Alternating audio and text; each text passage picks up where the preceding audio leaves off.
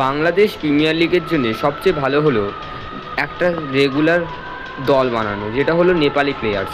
নেপালি প্লেয়াররা best Bangladesh premier লিগের জন্যে, কারণ বাংলাদেশের টপ কিছু প্লেয়াররা বাদ দিয়ে নেপালি প্লেয়ারদের কোয়ালিটি বাংলাদেশের লোকাল কোয়ালিটি প্লেয়ারদের থেকেও ভালো।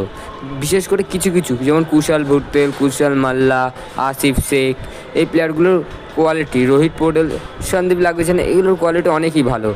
বাংলাদেশি লোকাল এদেরকে যদি নেওয়া হয়, এর আগে গত বছর যেই প্লেয়ারগুলোকে নেওয়া হয়েছিল বাংলাদেশ প্রিমিয়ার লিগে, তাদের থেকে এদের কোয়ালিটি প্রচুর ভালো। এবং আমার মনে হয় বাংলাদেশের ক্রিকেটের জন্য ভালো এবং নেপালের জন্য ভালো।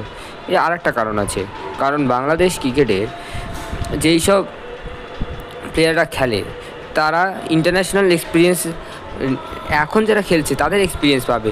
ওল্ড প্লেয়াররা তাদের আমলে খেলেছে, ওই রকম প্লেয়ার নিয়ে এসে তো লাভ নেই।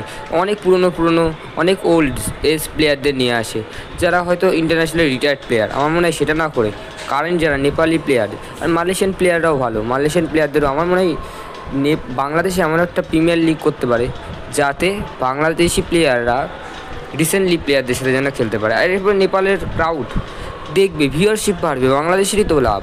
আমার মনে হয় বাংলাদেশের শুধুমাত্র বাংলাদেশের জন্য নয়, নেপালের জন্য ভালো। আর বাংলাদেশ মনে করছে শুধু নেপালের জন্য ভালো না, বাংলাদেশের ক্রিকেটের জন্য ভালো।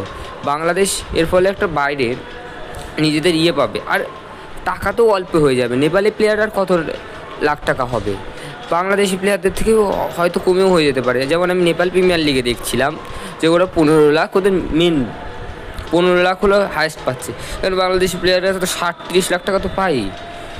আমার মনে হয় বাংলাদেশ সস্তায় এবং ভালো কোয়ালিটি প্লেয়ার পেয়ে যাবে।